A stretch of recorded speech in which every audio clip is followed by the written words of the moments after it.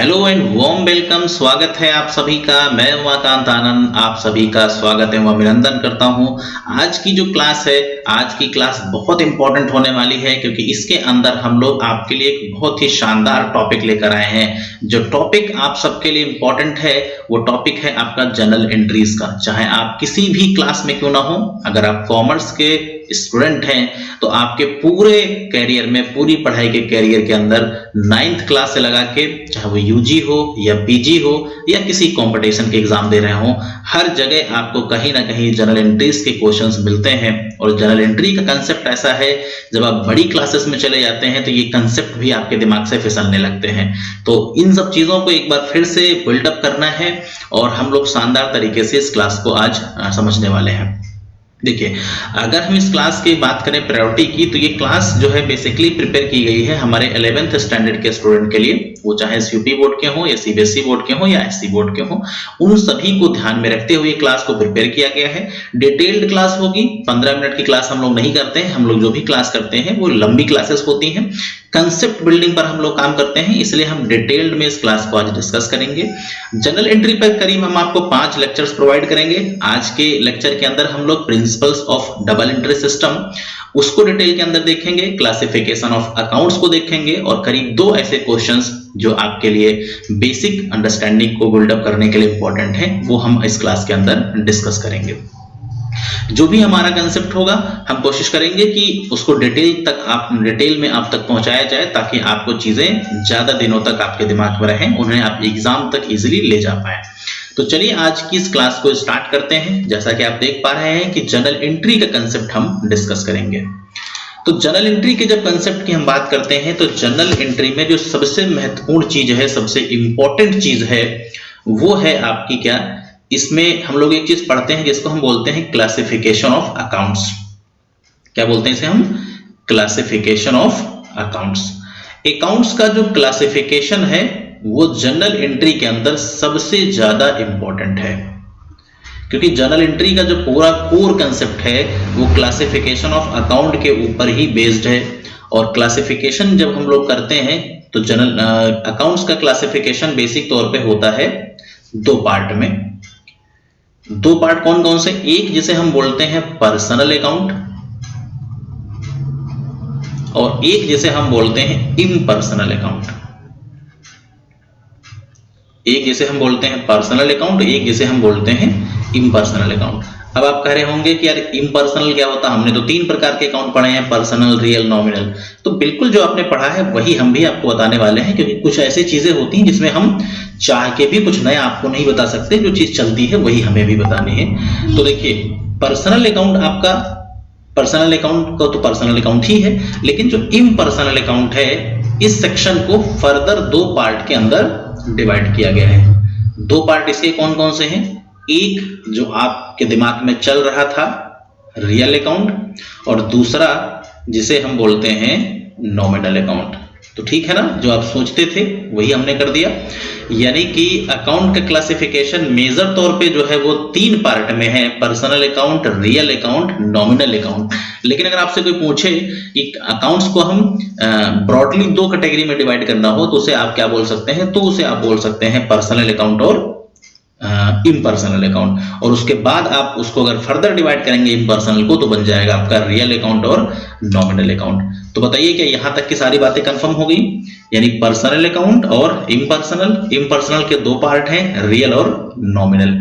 तो मेरे ख्याल से यहां तक आपको चीजें स्पष्ट हो गई होंगी। चलिए, अब अगर हम लोग बात करते हैं पर्सनल अकाउंट की, तो पर्सनल अकाउंट जो है आपका ये फर्दर डिवाइडेड है 3 पार्ट के अंदर। कहेंगे ये सर आप क्या बता रहे हैं? मैं बिल्कुल होता ऐसा ही होता है, आपने भी पढ़ा होगा। हो सकता है चीजें आपको अभी याद मेमोराइज ना हो रही हो, बट बिल्कुल डेफिनेटली भी आपने भी ऐसे ही पढ़ा होगा। आपने पढ़ा होगा कि जो पर्सनल अकाउंट है उसके 3 पार्ट होते हैं। 3 कौन कौन से पार्ट होते हैं? तो पहला होता है जिसे हम बोलते हैं नेचुरल पर्सन। क्या बोलते हैं? Natural person. यानी पर्सन कितने प्रकार के होते हैं? 3 प्रकार के होते हैं। एक होता है नेचुरल पर्सन, एक जिसे हम बोलते हैं आर्टिफिशियल पर्सन,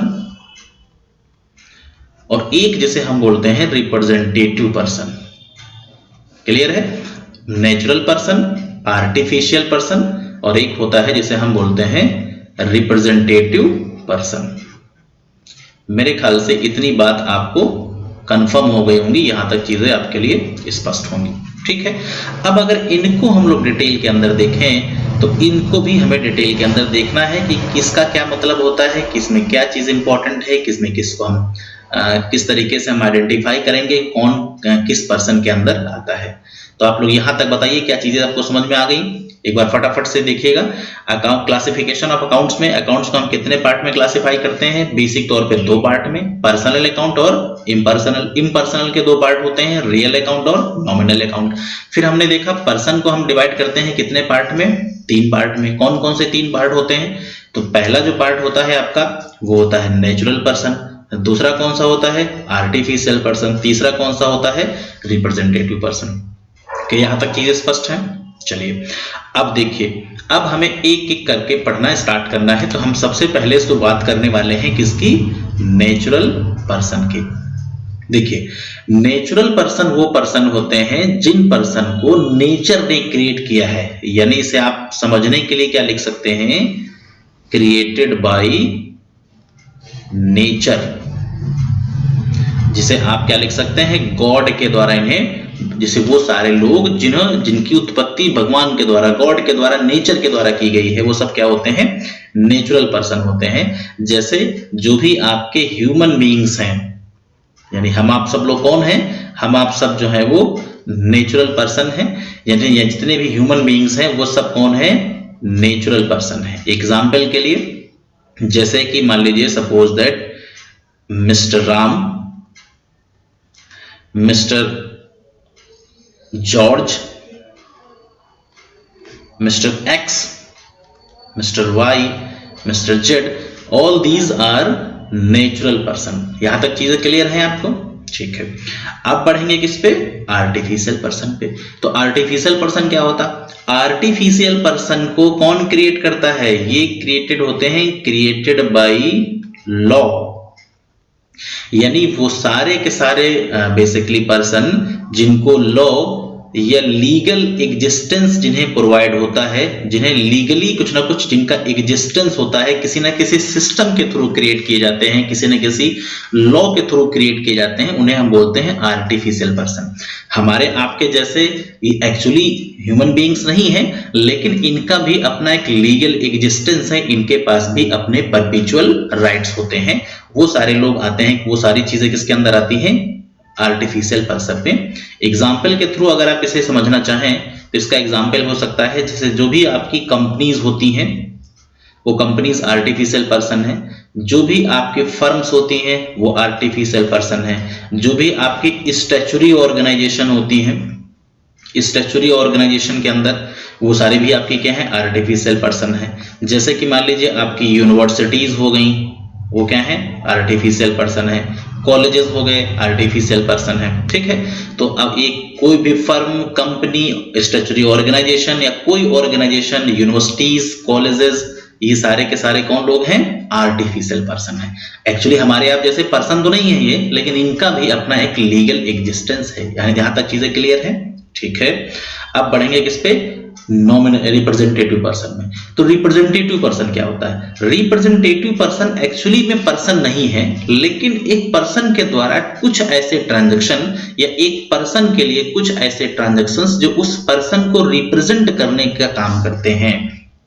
यानी कि कुछ ऐसे ट्रांजैक्शंस हैं, आप इसको ऐसे लिख सकते हैं, transactions related to person, transaction related to person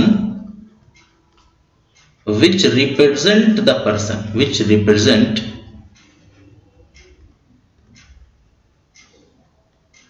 the particular person। यानी किसी कोई एक ट्रांजैक्शन जो एक पार्टिकुलर पर्सन को रिप्रेजेंट करे, वो कौन है, वो है आपके कौन से, रिप्रेजेंटेटिव पर्सन। कैसे, इसको जरा समझते हैं, इसमें कंफ्यूजन बहुत होता है। जैसे मान लीजिए कि हमने मिस्टर एक्स से कुछ काम करवा लिया और मिस्टर एक्स को हम पैसे देने भूल गए। ध्यान से समझिएगा, हमने क्या किया, कि मिस्टर एक्स हमारे घर पे मान लो कोई काम चल रहा था, हमारे घर पे सपोज दैट मान लो मेरा घर बन रहा था, मिस्टर एक्स हमारे यहाँ आए, उन्होंने हमारे यहाँ एक दिन काम किया और उनकी जो दिहाड़ी है, उनकी जो वेजेस है वो 500 रुपीज की वेजेस बकाया रह गई। मैं शाम को सपोज वहां पे नहीं था और वो चले गए, उनका पैसा बकाया है। तो उनका पैसा जो आउटस्टैंडिंग बकाया है, बकाये को हम लोग क्या बोलते हैं, बकाये को हम बोलते हैं आउटस्टैंडिंग। तो ये जो आउटस्टैंडिंग है वेजेस मजदूरी बकाया, तो हम सिर्फ मजदूरी बकाया नहीं याद रखेंगे, हम याद रखेंगे कि मिस्टर एक्स की मजदूरी बकाया। बात को ध्यान से समझिएगा, हम याद रखेंगे वेजेस आउटस्टैंडिंग, किसकी वजह आउटस्टैंडिंग, एक्स की आउटस्टैंडिंग। तो यानी यह जो वेजेस आउटस्टैंडिंग है ये किसको रिप्रेजेंट कर रही है, ये रिप्रेजेंट कर रही है एक्स को, यानी दिस इज रिप्रेजेंटेटिव पर्सन। इसी तरीके से मान लो कोई प्रीपेड है, प्रीपेड का मतलब हो गया कि मान लीजिए कि हमने किसी को एडवांस में पैसे दे दिए, कोई ऐसा पर्सन है जिससे हमें काम करवाना है, हम अगले सप्ताह काम करवाएंगे, हमने उसे एडवांस में 1000 रुपीज पे कर दिए। तो ये जो 1000 रुपीज पे कर दिए हमने, मान लो किसको पे कर दिए, वाई को पे कर दिए। तो हम ये नहीं याद रखेंगे एडवांस में पे किया, हम याद रखेंगे वाई को हमने एडवांस में पे कर दिया, यानी प्रीपेड यहाँ किसको रिप्रेजेंट कर रहा है, वाई को। तो ऐसे ट्रांजैक्शंस जो किसी चीज को रिप्रेजेंट करने का काम करते हैं, वो सारी चीजें कौन सी होती हैं, रिप्रेजेंटेटिव पर्सन। तो आउटस्टैंडिंग एक्सपेंसेस हो गए, प्रीपेड एक्सपेंसेस हो गए, अक्रूड इनकम हो गई, अनअक्रूड इनकम हो गई, इस तरीके के ट्रांजैक्शंस किसमें आते हैं, आर्टिफिशियल पर्सन में। यहां तक चीजें स्पष्ट हैं? अगर स्पष्ट हैं तो हम लोग फटाफट से आगे बढ़ जाते हैं। चलिए, इतनी बात आप कंफर्म कर गए। तो ये बात किसके बारे में थी, ये बात थी आपकी किसके बारे में, नेचुरल पर्सन, आर्टिफिशियल पर्सन और रिप्रेजेंटेटिव पर्सन के बारे में। अब हमें यहां पे देखना है किसको, किस अकाउंट को, रियल अकाउंट को। तो रियल अकाउंट भाई क्या होता है, तो रियल अकाउंट समझना आपके लिए ज्यादा आसान होगा। रियल अकाउंट रिलेटेड किससे होती है, it is related to asset. जितनी भी एसेट्स होती हैं ये उससे संबंध रखती है, रिलेटेड टू एसेट। अब अगर आपसे पूछे कि बताओ एसेट का मतलब क्या होता है, तो एसेट का मतलब होता है विच can be converted into cash, यानी ऐसी कोई चीज जिसको हम कैश के अंदर कन्वर्ट कर सकें, कैश में बदल सकें, उसे हम क्या बोलेंगे, उसे बोलेंगे हम लोग एसेट। बात समझ में आ गई? एसेट का मतलब क्या होता है, asset is sorry real account का मतलब क्या, real account is related to asset. Asset का मतलब which can be converted into cash. अब अगर हम लोग ब्रॉडली क्लासिफाई करें रियल अकाउंट को, तो रियल अकाउंट फर्दर डिवाइड होता है दो पार्ट के अंदर। कौन कौन से दो पार्ट होते हैं इसके अंदर, एक होता है जिसे हम बोलते हैं टेंजिबल रियल अकाउंट, और एक जिसे हम बोलते हैं intangible real account. Tangible real account और इंटेंजिबल रियल अकाउंट, कितना क्लियर है? टेंजिबल का मतलब होता है कि वो चीज जो हमें दिखाई दे, जिसे हम देख सकते हैं, छू सकते हैं, महसूस कर सकते हैं, वो सारी चीजें क्या होती हैं, टेंजिबल, यानी which we can touch, feel, seen, और उनके बारे में हम लोग जो भी चीजें हैं वो फिजिकली वेरिफिकेशन कर सकते हैं, वो सब कुछ क्या है, आपकी टेंजिबल रियल अकाउंट। तो टेंजिबल रियल अकाउंट के अंदर क्या चीज आती है, टेंजिबल रियल अकाउंट के अंदर आती है टेंजिबल एसेट। यहाँ पे क्या आएंगी, टेंजिबल एसेट आएंगी, और इनटेंजिबल के अंदर क्या आएंगी, इनटेंजिबल एसेट आएंगी। तो देखिए यहाँ आपको ज्यादा ये मत सोचना है कि यार हमने तो अपने स्कूल में पढ़ा था कि भाई 3 ही प्रकार की होती है, ये बहुत कहानी बता रहे हैं, तो ऐसा नहीं है। चीजें आपने जो पढ़ी थी उतनी ही है, उसको डिटेल्ड में हम इसलिए पढ़ रहे हैं क्योंकि हम एक बार नहीं कुछ पढ़ते हैं। हमने अभी आपको स्टार्टिंग में कहा था कि 9th से लगा के आगे यूजी पीजी कंपटीशन तक काम करेगा, तो जो चीज आगे इतनी इंपॉर्टेंट है तो फिर उसमें हम लोग कंजूसी क्यों करें, जब कुछ हम पढ़ ही रहे हैं तो उसको थोड़ा और डिटेल के अंदर देख लें, ठीक है ना। तो इसीलिए हम क्या कर रहे हैं, इसको और डिटेल में ले जा रहे हैं। बेसिक तौर पे 3 ही है, पर्सनल, रियल, नॉमिनल, लेकिन रियल में इतने पार्टीशन होते हैं। तो इसमें टेंजिबल को समझना ज्यादा महत्वपूर्ण है, फिर हम इंटेंजिबल पे बात करेंगे। सॉरी, इंटेंजिबल पहले जा देखेंगे, फिर टेंजिबल पे।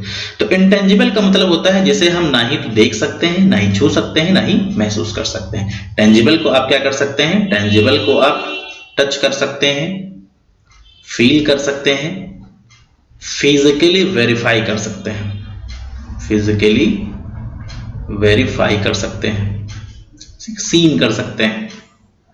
इसमें ऐसा नहीं होता है, इसमें not seen, not touch, clear है ना, ना ही तो टच कर सकते हैं, ना ही तो इसे आप देख सकते हैं, ना ही इसे फिजिकली वेरीफाई कर सकते हैं। आप सोच रहे होंगे कि यार ये ऐसी कौन सी एसेट होती है कि जिसे हम देख भी नहीं सकते हैं, फील भी छू भी नहीं सकते हैं, तो वो एसेट कैसी होती है? तो होती है एसेट। ऐसी कौन सी एसेट होती है? जैसे हो गई, आपने एक नाम सुना होगा गुडविल का। गुडविल का मतलब क्या होता है? किसी भी फर्म की extra average earning ability. Extra average earning ability of any firm is called goodwill. जैसे मान लो राधे लाल परंपरा स्वीट्स जो है वो, और जो स्वीट्स है लखनऊ के अंदर, उन स्वीट्स की अपेक्षा ज्यादा प्रॉफिट कमाती है, तो राधे लाल की गुडविल कैसी है? अच्छी है। गुडविल के अलावा एक हो गया आपका ट्रेडमार्क। ट्रेडमार्क का मतलब क्या होता है? हर कंपनी का अपना एक लोगो होता है जो हर वो प्रोडक्ट पे अपना लगाती है। जैसे मान लीजिए आपने मारुति सुजुकी की गाड़ियों पर देखा होगा कि एक एस बना होता है इस तरीके का। ऐसे ही टाटा की गाड़ियों पर आपने देखा होगा एक टी बना होता है इस तरीके का, ठीक है ना। तो ये जो बेसिकली क्या है? ट्रेडमार्क है। कॉपीराइट आप जानते होंगे कि जब आप कोई बुक लिखते हैं या कुछ आप कोई आर्टिकल लिखते हैं या कोई थीसिस लिखते हैं, तो उसका आप क्या करते हैं? कॉपीराइट करा लेते हैं। आपने देखा होगा बुक में इस तरीके का बना होता है, वो कॉपीराइट होता है। इसी तरीके से क्या होता है? पेटेंट होता है। अब पेटेंट कैसे? आप कोई साइंटिस्ट हैं और आपने किसी चीज का आविष्कार किया, कोई नया कॉन्सेप्ट बनाया, तो आप चूंकि कॉन्सेप्ट बनाएंगे तो आप क्या करेंगे? उसको खुद से तो नहीं आप उसको बना के बेचने लगेंगे, तो आप उस इन्वेंशन को क्या करेंगे? किसी ना किसी कंपनी को अपना प्रोजेक्ट बेचेंगे, उसके बदले में पैसे आपको मिलेंगे, और वो कंपनी आपके परमिशन से उस चीज को प्रोड्यूस करके बनाएगी, तो वो क्या हो गया? पेटेंट हो गया। कॉपीराइट में पब्लिशर के साथ आपका कॉन्ट्रैक्ट होता है। क्लियर हो गया। इसके अलावा land, building, furniture, motor car, ये सारी की सारी चीजें क्या हैं? ये सारी की सारी चीजें आपके टेंजिबल एसेट के अंदर आती हैं। तो यहां तक तो चीजें आपको क्लियर होंगी, यहां तक कोई डाउट आपको शायद नहीं होगा। क्लियर है? तो रियल अकाउंट के अंदर क्या क्या आता है? रियल अकाउंट के अंदर आपकी जितनी भी एसेट्स होती हैं वो सारी की सारी एसेट्स आती हैं, मोटे तौर पे ये बात याद रखनी है। अब आते हैं हम लोग किस पे? नॉमिनल अकाउंट पे। तो अगर हम लोग नॉमिनल अकाउंट की बात करें तो नॉमिनल अकाउंट के अंदर ज्यादा चीजें नहीं आती, बहुत सबसे सिंपल अकाउंट है ये। इसमें आपके पास होते हैं ऑल एक्सपेंसेस एंड लॉसेस और ऑल इनकम्स एंड गेन्स।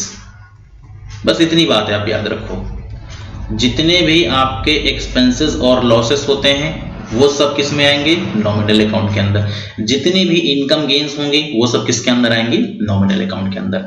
अब एक्सपेंसेस तो बताने की आवश्यकता है नहीं। एक्सपेंसेस का मतलब क्या हो गया? सैलरी हो गई, वेजेस हो गई, एडवर्टीजमेंट हो गया, सैंडरी एक्सपेंस हो गए, मिसलेनियस एक्सपेंसेस हो गए, जनरल एक्सपेंसेस हो गए, एडवर्टीजमेंट हो गया, ठीक है, रिपेयरिंग हो गई, पेंटिंग हो गई, स्टेशनरी हो गई, ये सब क्या एक्सपेंसेस हैं। इनकम में क्या? रेवेन्यू हो गई आपकी, commission receive, rent receive, dividend receive, ये सारी चीजें क्या है आपकी? रेवेन्यू।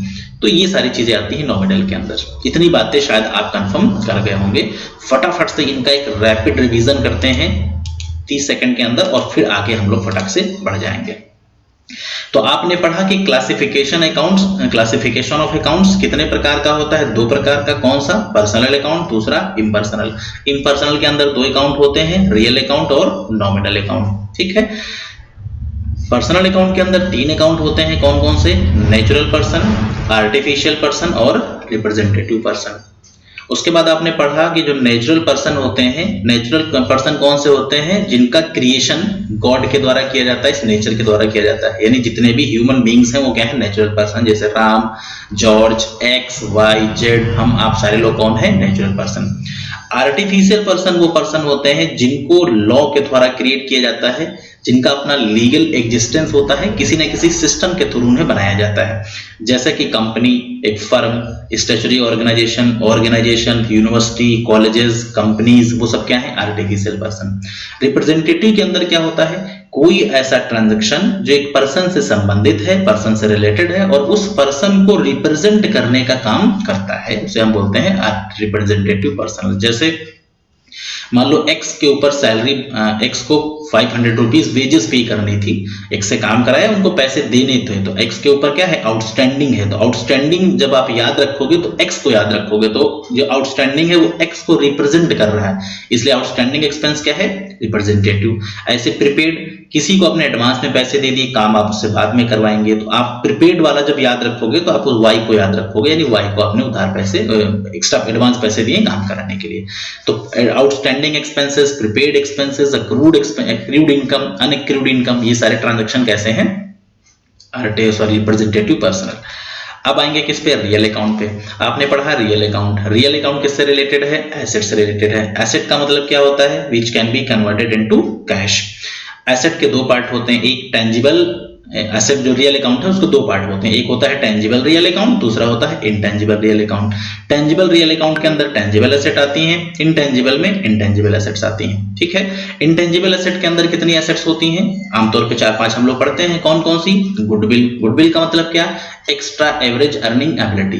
कोई फर्म अपनी जैसी और फर्म के कंपेयर में अगर एक्स्ट्रा प्रॉफिट कमाती है, ज्यादा कमाती है, तो वो क्या हो गई आपकी, उसकी गुडविल अच्छी है। ट्रेडमार्क, हर कंपनी का अपना एक लोगो होता है जो हर प्रोडक्ट पे लगाती है, जैसे मारुति सुजुकी में एस बना होता है, टाटा में टी बना होता है, महिंद्रा में एम टाइप का आजकल बन के आने लगा है। कॉपीराइट का मतलब क्या, जो भी राइटर्स होते हैं, ऑथर्स होते हैं, अगर कोई बुक लिखते हैं, कोई रिसर्च लिखते हैं, रिसर्च पेपर लिखते हैं, तो उसको जब वो पब्लिश करवाते हैं, तो जो पब्लिशर अगर उन्हें बेच के प्रॉफिट कमाता है तो उसका सर्टेन पोर्शन ऑथर को भी देता है, और ऑथर की परमिशन के बिना कोई भी पब्लिकेशन नहीं हो सकता। तो ये होता है आपका कॉपीराइट।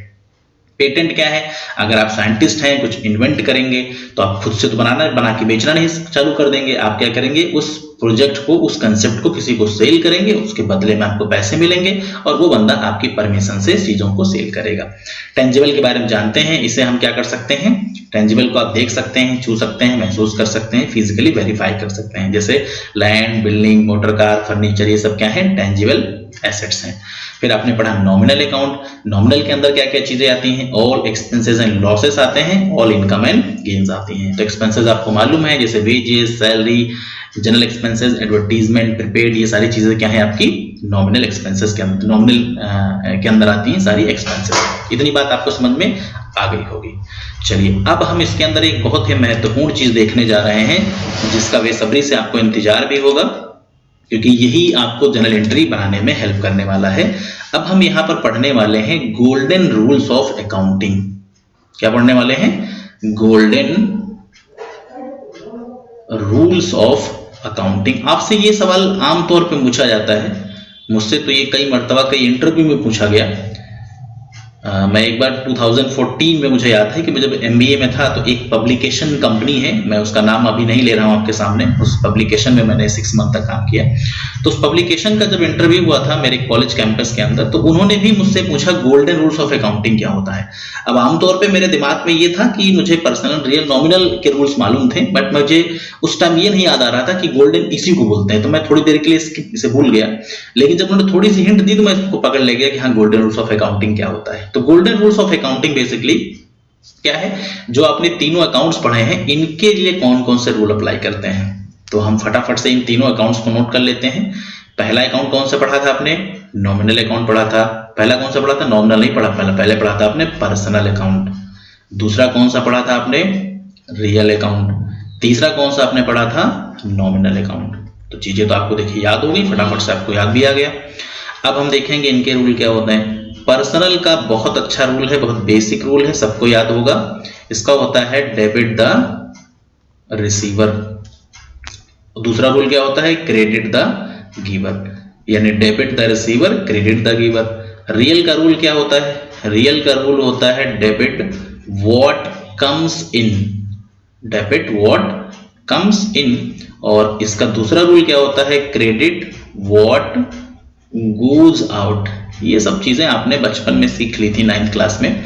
उसके बाद आपका जो नॉमिनल अकाउंट है, यहां पे क्या होता है, debit all expenses and losses और credit all income and gains, credit all income and gains. ठीक है, क्लियर हो गया आपको। तो गोल्डन रूल्स ऑफ अकाउंटिंग सबको मालूम होना चाहिए, आमतौर पे मालूम भी होता है, सबको पता होना चाहिए। गोल्डन रूल ऑफ अकाउंटिंग में क्या होगा, पर्सनल के रूल क्या है, debit the receiver, credit the giver. Real का रूल क्या है, debit what comes in, credit what goes out. Nominal का रूल क्या है, debit all expenses and losses, credit all income and gains. तो क्या यहां तक सारी बातें आपको कंफर्म है? अगर सारी बातें कंफर्म है तो अब हम बढ़ेंगे एक क्वेश्चन की तरफ, क्वेश्चंस कैसे सॉल्व करते हैं उस पर हम बात करेंगे। कहने के लिए तो ये हमने रूल्स आपको पढ़ा दिए हैं, इन रूल्स का हम 100% या बहुत रिजिडली इस्तेमाल नहीं करेंगे क्वेश्चन सॉल्व करते समय। हम 3 से 4 ऐसी बातें आपको बताएंगे जिनका इस्तेमाल करके 10 एंट्री में हम 7 एंट्रियां इजीली कर लेंगे, यानी कि 70% काम जो होगा वो सिर्फ और सिर्फ हम 6-7 4-5 बातों से सॉल्व करने वाले हैं। तो चलिए अब हम बढ़ते हैं क्वेश्चंस की तरफ और फटाफट क्वेश्चंस पे बात करते हैं।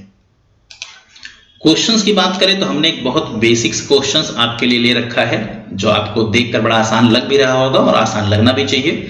देखिए, इस क्वेश्चन को कराते समय हम एक बात का मैं ध्यान रखूंगा, हम ये मान के चल रहे हैं कि आपने अकाउंटिंग के नाम पे जनरल एंट्रीज में कुछ भी नहीं सीखा है। हालांकि बहुत सारे लोग मेरे ऐसे, बहुत सारे व्यूअर्स ऐसे हैं जिन्हें बहुत अच्छे से आता है, लेकिन मैं ये मान के चल रहा हूं कि आप सिर्फ पहली बार फर्स्ट टाइम आप क्या कर रहे हैं, जनरल एंट्री पढ़ने जा रहे हैं। तो जब हम फर्स्ट टाइम जनरल एंट्री पढ़ेंगे तो उस समय हम क्या करेंगे, दो चीजों को ध्यान में रखेंगे। जैसे आपके पास मान लीजिए कॉपी है तो उसको आप क्या करिए, तो फोल्ड कर लीजिए, मतलब ओपन कर लीजिए।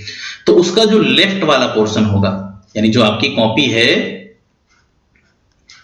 कॉपी है उसमें जो लेफ्ट वाला पेज है, लेफ्ट वाले पेज पे क्या करिएगा, लेफ्ट वाले पेज पे मैं एक वर्किंग नोट बनाने जा रहा हूं, वो वाला बनाइएगा।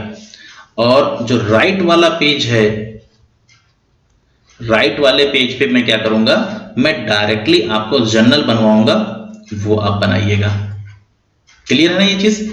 मैं आपसे इसलिए कह रहा हूं कि हम ये मान के चल रहे हैं कि आप इसे पहली बार पढ़ रहे हैं। तो अगर आप एक्चुअली पहली बार पढ़ रहे हैं, पहली क्लास है आपकी, तो मैं जैसे बता रहा हूं ऐसे करिए, 100% ये वर्क करता है। मैंने बहुत सारी क्लासेस में, मैंने इवन MBAs वगैरह में भी जब इसे पढ़ाया तो मैंने इसी कंसेप्ट को इस्तेमाल किया। चूंकि MBA में तो बहुत सारे बच्चे आर्ट स्ट्रीम के होते हैं, साइंस स्ट्रीम के होते हैं, जिन्हें ये चीज नहीं मालूम होती है, और मैंने इस कंसेप्ट की हेल्प से उन्हें पहले दिन पहली क्लास में जनरल एंट्री सिखाया।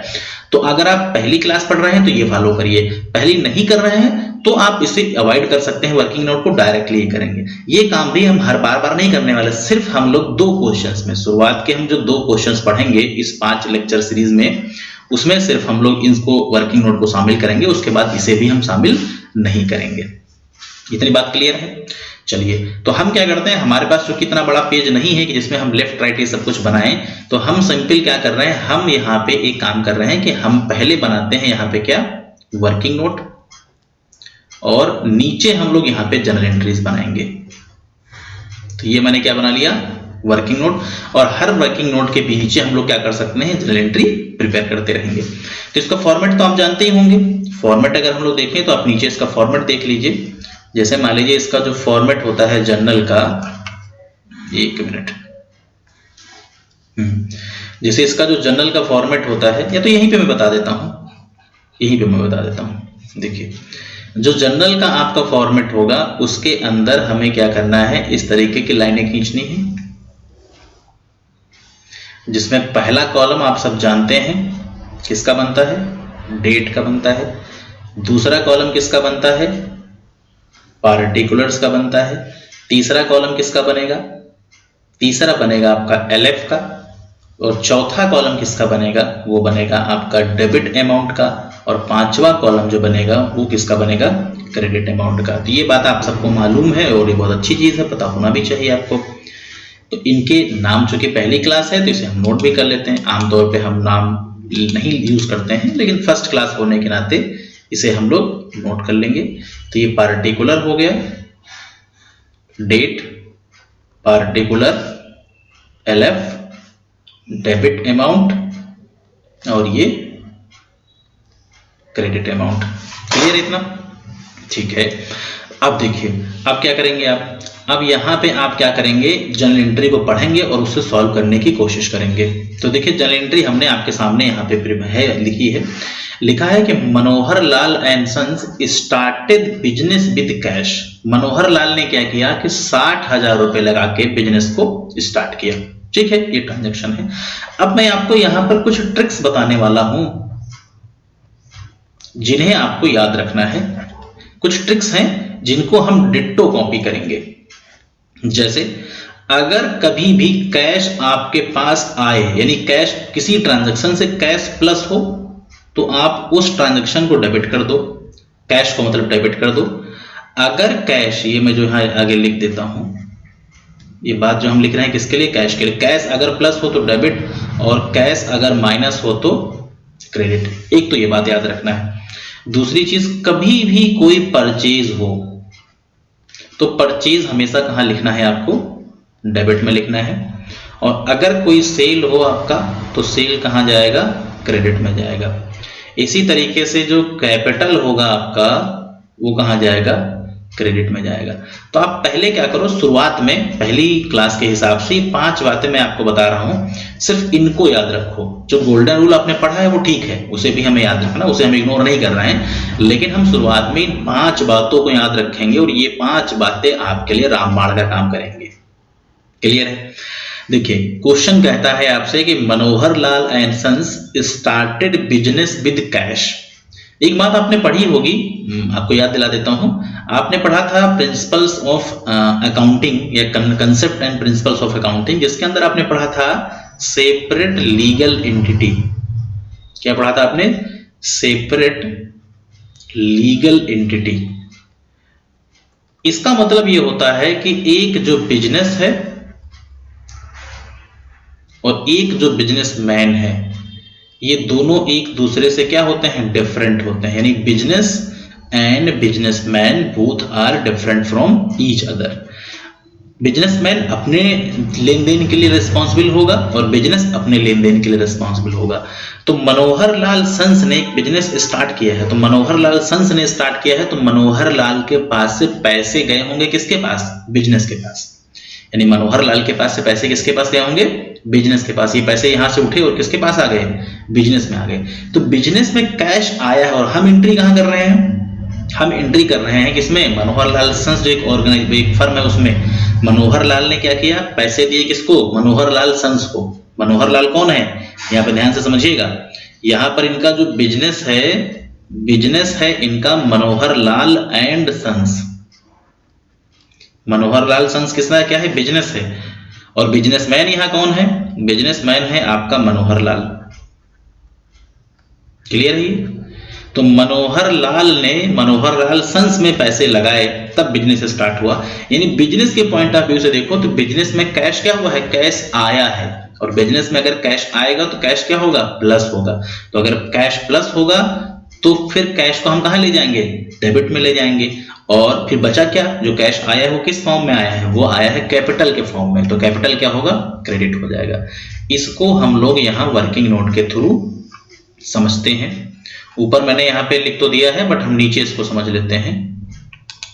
एक मिनट, थोड़ा सा मैं इसको स्पेसिंग बढ़ा लेता हूं, नहीं तो फिर अभी जब हम लोग नेक्स्ट क्वेश्चन को सॉल्व करेंगे तब शायद दिक्कत आएगी। अरे यार, तो बढ़ाना मुश्किल हो जाएगा मुझे लग रहा है। चलिए कोई नहीं, उसको हम लोग इरेज कर लेंगे, फिर उसमें कोई बहुत समस्या वाली बात नहीं है। एक अलग सेक्शन में जोड़ लेता हूं। देखिए, तो यहाँ पे जो ट्रांजैक्शन है इसका वो नोट समझिएगा। यहाँ पर हम बात किसकी करने वाले हैं, यहाँ पर हम बात करने वाले हैं किसकी, वर्किंग नोट की। देखिए, वर्किंग नोट में पहली एंट्री में क्या लिखा है, पहली एंट्री में लिखा है कि मनोहर लाल एंड सन्स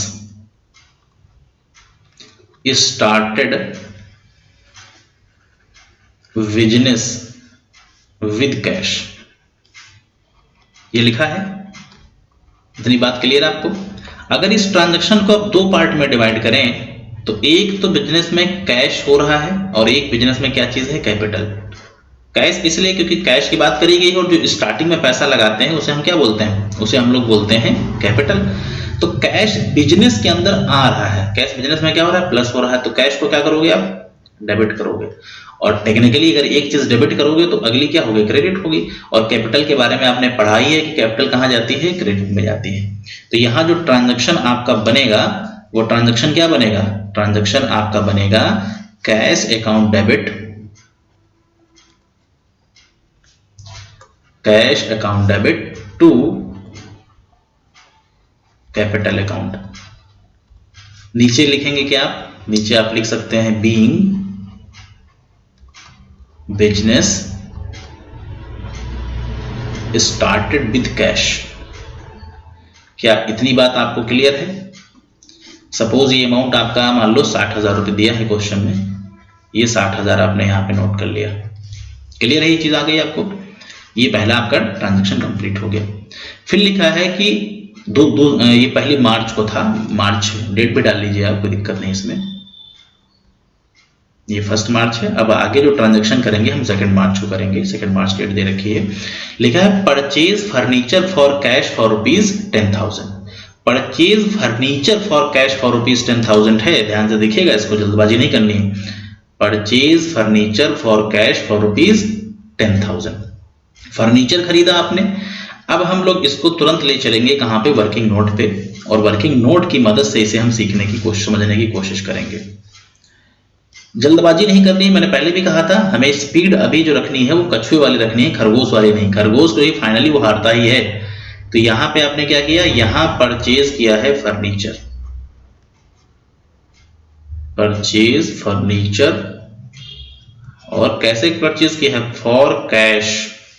दो चीजें इसमें भी निकल रही हैं। क्या क्या दो चीजें निकल रही हैं, एक तो इसमें कैश है और दूसरी क्या चीज है, फर्नीचर है। उन्हीं बातों को ध्यान रखना जो मैंने 5 बातें आपको बताई थी।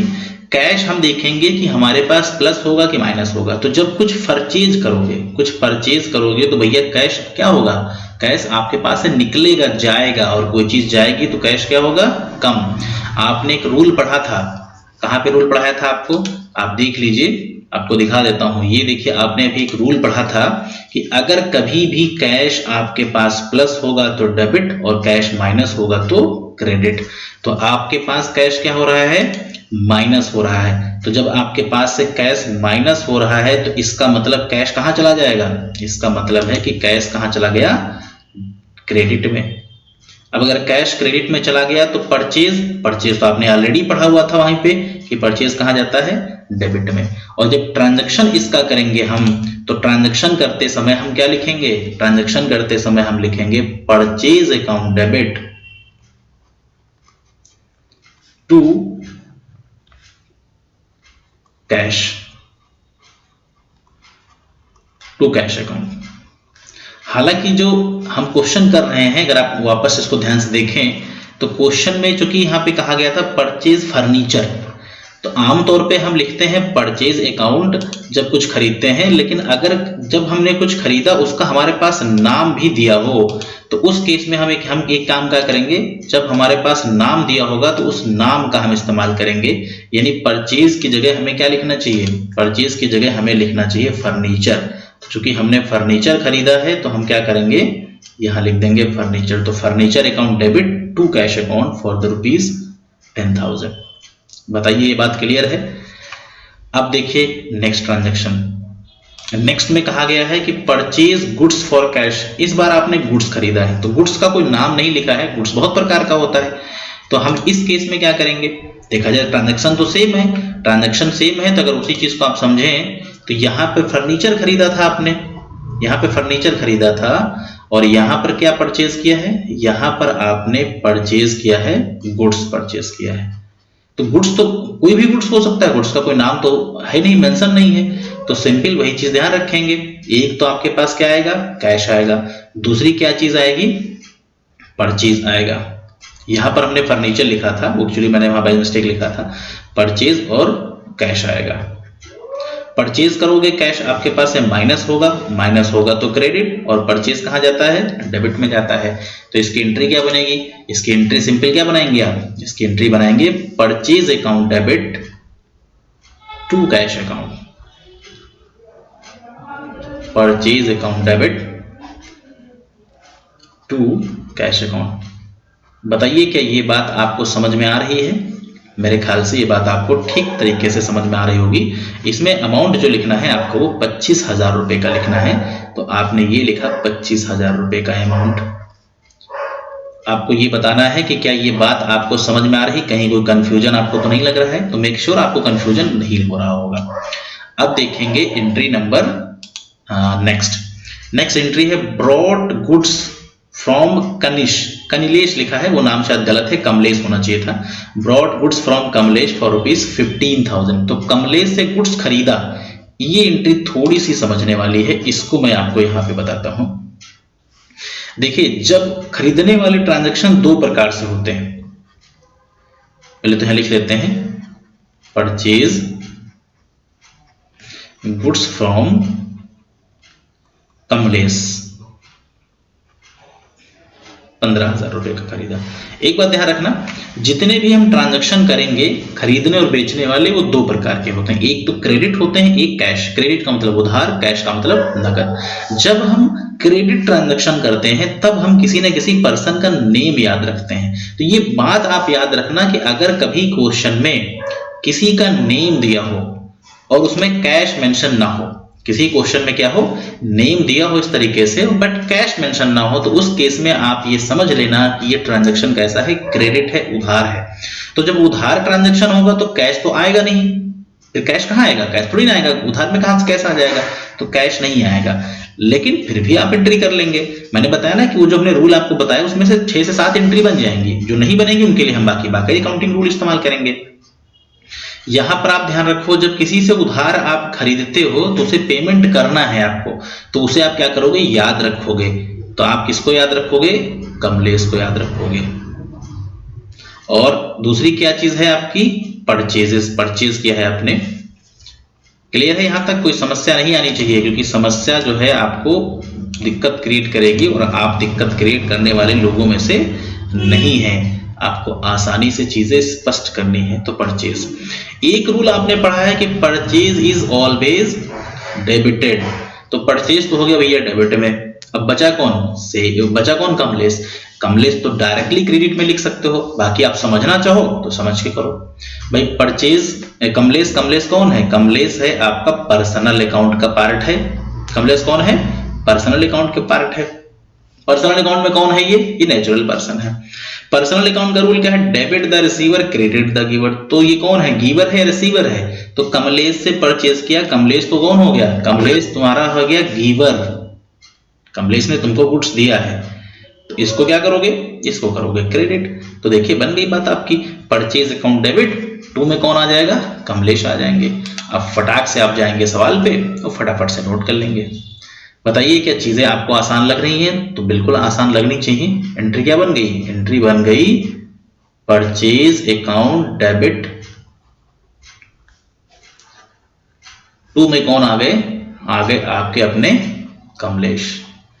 मैंने अपने इसलिए बोल दिया क्योंकि कमलेश नाम के हमारे मित्र हैं, बड़े खास मित्र हैं, अभी रेलवे में हैं, तो इसलिए मुझे थोड़ा उनकी याद आ गई, इसलिए मैंने उनका जिक्र कर लिया। तो ये आ गए आपके कितने, 15,000। क्लियर है ये। चलिए अब फिर से वापस क्वेश्चन की तरफ देखिए। अगर एक बार ध्यान से आपने समझ लिया तो आप यकीन मानिए बच्चों वाला खेल है, बहुत जल्दी आप समझ जाएंगे, इसमें कोई दिक्कत है नहीं। अब दूसरा ट्रांजैक्शन है 6 मार्च को, sold goods for cash for ₹36। इस बार गुड्स आपने सोल्ड किया है, ध्यान से बात को समझिएगा। क्या किया आपने, इस बार गुड्स को आपने बेचा है। तो अगर आप बेचोगे तो यहां पे क्या है, सोल्ड गुड्स फॉर कैश। बेचोगे तो आपके पास कैश क्या होगा, कैश क्या होगा बताइए, कैश होगा भैया प्लस, और प्लस का मतलब डेबिट, और तो बचा कौन, सेल। तो सेल कहां चला गया, क्रेडिट में चला गया। ऑलरेडी मालूम भी है आपको कि सेल क्रेडिट में ही जाता है। तो देखो ये एंट्री कैसे पकड़ लिया आपने, सिर्फ कैश से पकड़ ली। कैश क्या हुआ, प्लस, प्लस होगा तो कैश डेबिट में, कैश डेबिट में, तो सेल क्या, क्रेडिट में। एंट्री करना देखिए बहुत आसान है, बहुत दिक्कत नहीं है, जो जल्दी पकड़ में आ जाएगी चीजें आपको। आपने इस बार क्या किया, गुड्स बेचा, तो गुड्स बेचोगे तो कैश क्या होगा, प्लस होगा, तो कैश अकाउंट क्या कर दिया आपने, डेबिट कर दिया। दूसरी क्या चीज हुई, सेल्स, तो सेल्स को क्या किया, क्रेडिट किया। सेल्स को हम ऑलरेडी क्रेडिट ही करते हैं, ये हमने जो 5 चीजें आपको लिखवाई थी अभी ऊपर, वहां पर हमने आपको बताया भी था। तो देखिए कितनी आसानी से, कितने बढ़िया तरीके से आप समझ रहे हैं, यहाँ कोई दिक्कत ही आपको नहीं आ रही है। तो जर्नल एंट्री का जो कंसेप्ट है वो एक्चुअली उतना टफ नहीं है, हालांकि टफ तब लगता है जब हमने इसको ठीक से समझा ना हो और बहुत लंबा अरसा हो गया हो, हमने अभी से रिवाइज ना किया हो, तब मैं समझता हूं कि ये बिल्कुल थोड़ा सा मुश्किल है। अब मान लो किसी बंदे ने 2005 के अंदर मान लो पोस्ट ग्रेजुएशन किया था कॉमर्स सब्जेक्ट में, तो उसे भी आज सारी एंट्री आती होंगी, ये आसान थोड़ी ना है भाई, उसने रिवाइज थोड़ी ना किया होगा, तो शायद वो स्किप कर सकता है। तो हाँ मुश्किल है, लेकिन अगर हम रेगुलर याद करते रहेंगे, समझते रहेंगे, फिर कोई दिक्कत नहीं है। अब देखिए नेक्स्ट, नेक्स्ट में लिखा है कि सोल्ड गुड्स टू हरी, इस बार हरी को बेचा इन्होंने कितने का, 30,000 रुपए का गुड्स बेचा। तो फटाफट से जरा समझते हैं। एक बात हमने आपको क्या बताई थी, अब बताइए हमने क्या बताया था आपको। हमने आपको बताया था कि जब भी कभी कोई गुड्स हम लोग उधार बेचेंगे तो किसको याद रखते हैं, नाम याद रखते हैं, क्योंकि उधार के केस में सोल्ड गुड्स टू हरी। एक बात ध्यान रखना, जब कभी किसी का नेम गिवन हो, कैश ना गिवन हो, तो ट्रांजैक्शन कैसा है, क्रेडिट ट्रांजैक्शन है। और in case of credit transaction we always remember the name of person, हमें हमेशा पर्सन का नाम याद रखना है। तो अब हम भैया क्या याद रखेंगे, हरि बाबू को याद रखेंगे। दूसरी क्या चीज आ गई, सेल्स आ गई। रूल तो आपको मालूम है कि सेल्स कहाँ जाता है, क्रेडिट में। तो आप चाहो तो डायरेक्ट लगा दो यहाँ पे डेबिट, लेकिन हम फिर भी चूंकि पहली क्लास है तो हम याद कर समझते चलेंगे। हरी कौन सा अकाउंट का पार्ट है, तो भैया आपका जवाब क्या है, पर्सनल अकाउंट का पार्ट है। पर्सनल में हरी कौन है, रिसीवर है कि गिवर है। तो सोल्ड किया है हरी को, तो हरी कौन है, रिसीव करने वाले, तो हरी कौन हो गए, रिसीवर। और रिसीवर को क्या करेंगे, डेबिट करेंगे। तो ट्रांजैक्शन क्या बन गया, हरी डेबिट टू सेल्स अकाउंट। अब आप फटाफट से जाके यहाँ पे नोट कर लेंगे, क्या नोट करेंगे आप, Hari debit to sales account. Date मैं देखिए सीरियल से लिख रहा हूं, आप उसको अपने हिसाब से कर लेना, कोई दिक्कत नहीं है। Hari debit to sales account. Narration क्या होगा, being good sold to Hari. Amount कितना था आपका, 30,000 का। तो बताइए क्या ये चीजें आपको अब डिफिकल्ट लग रही हैं, तो शायद आपका जवाब होगा डिफिकल्ट नहीं लग रही है। अब नेक्स्ट देखिए, नेक्स्ट ट्रांजैक्शन। अब देखिए पेमेंट करने का सिलसिला स्टार्ट हो गया। यहाँ पे लिखा है कि paid cash to Kamlesh, Kamlesh को तुमने 15,000 रुपए का पेमेंट किया। इसको देखिए यही तुरंत पकड़ लेते हैं, फटाक से समझ लेते हैं इधर ही, यहाँ नोट पे जाने की हमें आवश्यकता ही नहीं है। कमलेश को तुमने कैश दिया, तो कमलेश को तुमने कैश दिया, तो कैश तुम्हारे पास से क्या होगा, माइनस होगा। और कैश माइनस होगा तो कैश कहाँ, क्रेडिट में। एक चीज अगर क्रेडिट हो गई तो फिर डेबिट कौन होगा, अगला डेबिट। तो अगला कौन है, कमलेश। तो कमलेश को क्या करोगे, डेबिट करोगे। तो सिंपल ट्रांजैक्शन क्या हो गया, Kamlesh debit to cash account. Transaction क्या बन गया, ट्रांजैक्शन बन गया Kamlesh debit to cash account. Clear है। ये अमाउंट कितना दे रखा है, अमाउंट आपका शायद 15,000 दिया था, आप फटाफट से 15,000 यहाँ पे नोट कर लेंगे। क्लियर है, कोई दिक्कत नहीं आ रही है आपको। नेक्स्ट ट्रांजैक्शन, नेक्स्ट ट्रांजैक्शन है receive from Hari for rupees 18,000। इस बार आपने हरी से 18,000 रुपीज रिसीव किया है। तो अगर इसको हम नोट के माध्यम से समझने की कोशिश करें तो आप इसको और आसानी से आप समझ सकते हो। 14 तारीख डेट है, मैं डेट चले डाल लेता हूं यहाँ पे। देखिए यहाँ पे लिखा है कि cash received from Hari, Hari से आपने रिसीव किया। तो जब कैश रिसीव करोगे तो कैश प्लस होगा, और प्लस होगा तो कैश कहाँ, डेबिट में।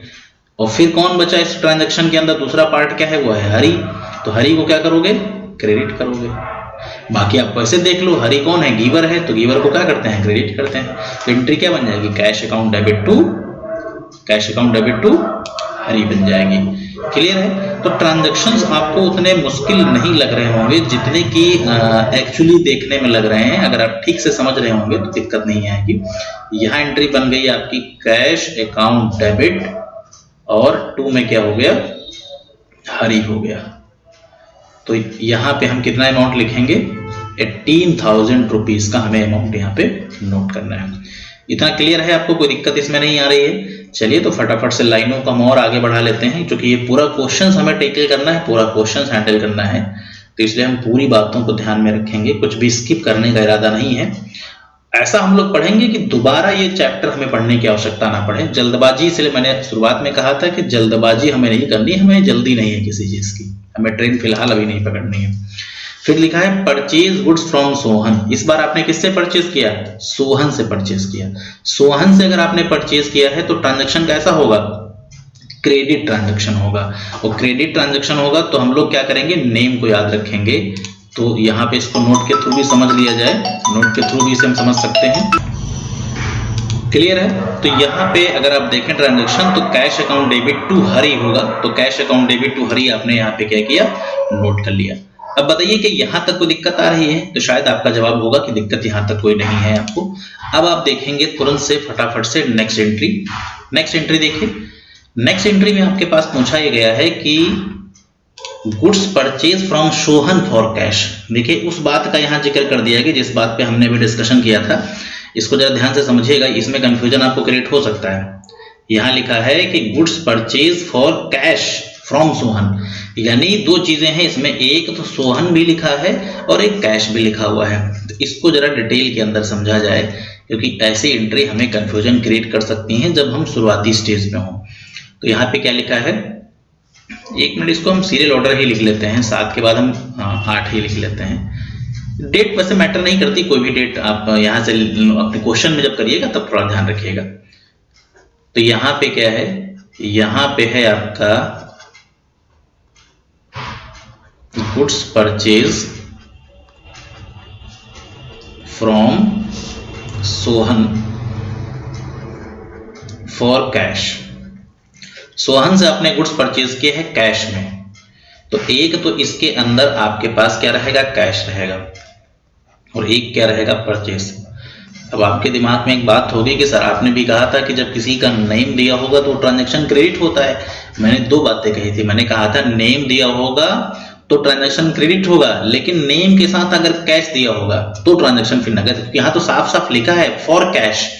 तो अगर कैश में कुछ आपने क्या किया है, परचेज किया है, एक बार आप चेक कर लीजिए परचेज का ट्रांजैक्शन था या सोल्ड का ट्रांजैक्शन था, तो मेरे ख्याल से परचेज का ही है ये। अगर कुछ परचेज किया होगा तो आपके पास से कैश माइनस होगा, कैश कहाँ जाएगा, क्रेडिट में जाएगा, और परचेज तो डेबिट में ही जाता है। तो एंट्री क्या बन गई, purchase account debit to Sohan, purchase account debit to Sohan बन गई।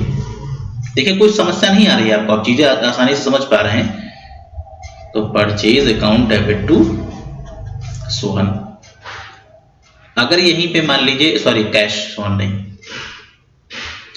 अगर यही ट्रांजैक्शन उधार होता, जैसे इसमें जो ऊपर का ट्रांजैक्शन इससे है परचेज गुड्स फ्रॉम सोहन 6000 वाला, ये शायद मैंने यहाँ पे लिखा भी नहीं है, तो चलिए इसको पहले हम 8000 वाला लिख लेते हैं, और एक ट्रांजैक्शन इसके ऊपर जो दिया है वो मैं नीचे लिख रहा हूँ, वहां पे आपको ये लिखना चाहिए था, वहां पे लिखना चाहिए था purchase account debit to Sohan.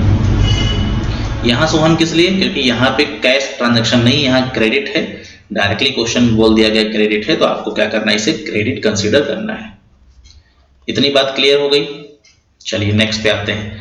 Next में देखिए कहा गया है paid office rent for ₹1000। Office rent आपने पे किया है, तो अगर ऑफिस रेंट आप पे करोगे तो आपको ये सोचना है कि ऑफिस रेंट पे करते समय कैश आपका घटेगा या बढ़ेगा। और क्या पे किया आपने, ऑफिस रेंट। ऑफिस रेंट पे करोगे तो क्या चीज आएगी, कैश तो आएगा, और दूसरी क्या चीज आएगी, दूसरी आपकी ऑफिस रेंट आएगी। तो हम कैश को देखेंगे, पे करने पर कैश क्या होता है, माइनस, और माइनस होने पर क्या करते हैं, क्रेडिट। तो रेंट क्या होगा, डेबिट हो जाएगा, और रेंट वैसे भी एक्सपेंस है तो एक्सपेंस तो डेबिट ही होते हैं। एंट्री क्या बन गई, office rent account debit to cash account. तो एंट्री क्या बन गई, office rent account debit to cash account. बताइए क्लियर हो रहा है, कोई दिक्कत तो नहीं आ रही है आपको। Office rent account debit to cash account. इसका अमाउंट चेक कर लीजिए कितने का दे रखा है। तो इसका जो अमाउंट दिया है वो 1000 रुपए का है, 1000 रुपए फटाक से आप क्या करेंगे, लिख लेंगे आप। अब बताइए कोई दिक्कत है यहाँ तक, तो यहाँ तक तो कोई दिक्कत नहीं होगी। नेक्स्ट क्वेश्चन पे, नेक्स्ट क्वेश्चन आपसे क्या पूछा गया है, नेक्स्ट पूछा गया है, ये तो हो गया था, नेक्स्ट है receive commission. Receive commission, commission की एंट्री शायद यहाँ पे नोट करते समय बाय मिस्टेक छूट गई है, उसको छोड़ दीजिए। अब यहाँ पे लिखेंगे हम पेड सैलरी टू गोपाल। आपने गोपाल को सैलरी दी, तो जिस तरीके से रेंट पे करते हैं उसी तरीके से हम सैलरी पे करेंगे। तो जब हम रेंट पे करते हैं तो रेंट पे करते समय कैश हमारे पास से माइनस हुआ था, उसी तरीके से सैलरी पे करते समय भी तो कैश माइनस होगा। तो इसकी एंट्री क्या आप बनाओगे, इसकी एंट्री बनाओगे salary debit to cash account. Clear है ना? ये सैलरी पे करोगे तभी कैश माइनस होगा, तो salary debit to cash account. Next आप देखिए, नेक्स्ट में लिखा हुआ है receive commission, receive cash from Hari, Hari से आपने कैश रिसीव किया है, तो कैश रिसीव करोगे तो कैश क्या होगा, कैश प्लस होगा, और प्लस होगा तो डेबिट होगा, तो एंट्री क्या हो जाएगी, कैश अकाउंट डेबिट टू में हरी फॉर रुपीज 1200। क्लियर है इतना? देखिए सिर्फ जो मैंने कुछ बातें आपको बताई थी अगर वो याद रहे तो उससे एंट्री बहुत इजीली बनती चली जाएंगी, कोई दिक्कत आपको फिलहाल बहुत बड़ी नहीं आने वाली है। तो ये चीज आपको यहां तक स्पष्ट हो गई होगी। नेक्स्ट देखिएगा, नेक्स्ट ट्रांजैक्शन में क्या लिखा है, नेक्स्ट में लिखा हुआ withdrew from personal use, withdrew cash from office, ये तो शायद ट्रांजैक्शन आपका मिसिंग है यहाँ पे, तो इसको आप स्किप कर दीजिए, इतना देखिएगा जो हाईलाइट कर रहा हूँ, withdrew from personal use for rupees 12,000। तो पर्सनल यूज के लिए पैसे अगर आप निकालोगे तो एंट्री क्या बनेगी, पैसे निकालोगे तो आपके पास से कैश तो क्या होगा, कम हो जाएगा, तो drawing account debit to cash account, entry क्या बन गई, drawing account debit to cash account. Clear है? यहां तक कोई समस्या नहीं होनी चाहिए आपको, फटाफट से समझिएगा इसको। तो ये है आपके drawing account debit to cash account. इसका अमाउंट जो है आपके सामने कितना दे रखा था, इसका अमाउंट दे रखा था 12,000 रुपए का। क्लियर है ये? इसी तरीके से दो ट्रांजैक्शन बचते हैं, उनको भी फटाफट से कर लिया जाए। तो एक ट्रांजैक्शन है वेजेस पेड 7200 और ब्रॉड मशीनरी फॉर कैश 8,000। तो वेजेस पे करोगे कैश आपके पास से आएगा या कैश जाएगा, तो कैश आपके पास से जाएगा यानी कैश माइनस होगा, तो माइनस होने पर क्या करेंगे, कैश को क्रेडिट, तो wages account debit to cash account for the rupees 7,200। और फिर आपने मशीनरी परचेज की है, तो मशीनरी परचेज करोगे कैश माइनस होगा, कैश क्रेडिट होगा, तो एंट्री क्या बन जाएगी, machinery account debit to cash account. तो मेरे ख्याल से जनरल एंट्री की जो बेसिक कंसेप्ट हैं आपको वो समझ में अब तक आने लगे होंगे कि जनरल एंट्री किस तरीके से प्रिपेयर की जाती है। ठीक है, किसी क्वेश्चन में कोई डाउट हो, कहीं पर कोई समस्या, कोई ऐसी चीज जो आपको लगे कि हाँ ये अभी इनकम्प्लीट है, पूछने की आवश्यकता है, तो उसके लिए आप हमें कमेंट सेक्शन के माध्यम से अपनी क्वेरी पुट कर सकते हैं। नीचे टेलीग्राम का लिंक भी हमने छोड़ दिया है, तो आप उससे डिस्क्रिप्शन में टेलीग्राम लिंक है, उससे आप टेलीग्राम पे ज्वाइन कर लीजिए। पर्सनली भी चैट कर सकते हैं, पर्सनली मतलब अपने पर्सनल क्वेश्चन मत पूछिएगा, इससे संबंधित जो भी डाउट्स होंगे वो आप पूछिएगा तो वो भी आपको बताए जाएंगे। तो मुझे उम्मीद है कि आपको ये लेक्चर इन्फॉर्मेटिव लगा होगा, हेल्पफुल लगा होगा। एक चीज है जो शायद हम लोग नहीं कर पा रहे हैं कि छोटे छोटे लेक्चर हम नहीं बना पा रहे हैं, हम कोशिश कर रहे हैं कि 50 से 60 मिनट करीब 1 घंटे का आपका लेक्चर हो, डिटेल में बातें बताई जाएं। व्यूज तो बढ़ाने का यहाँ इरादा अभी नहीं है फिलहाल, कोशिश ये है कि जो पढ़ाया जाए वो आपको आ जाए। व्यूज बढ़ाने पर कभी और काम करेंगे तो फिर उस पे बाद में ध्यान दिया जाएगा। अभी फिलहाल कोशिश क्या है कि आप तक एजुकेशन जो है वो बेटर तरीके से पहुंचाई जाए। So thanks for watching this video, have a nice day.